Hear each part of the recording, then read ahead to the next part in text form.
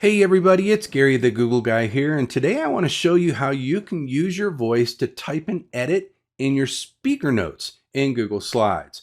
So you're going to go to your Tools menu up at the top middle of our screen.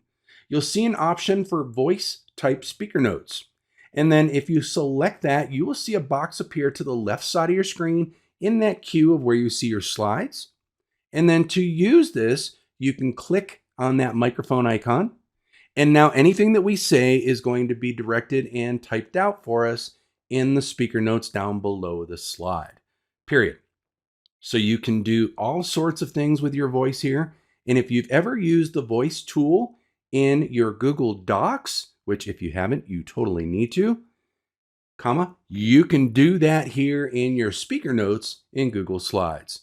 So with that, until we meet again, another day, another time, another tip, trick, or hack, this is Gary the Google Guy, signing off.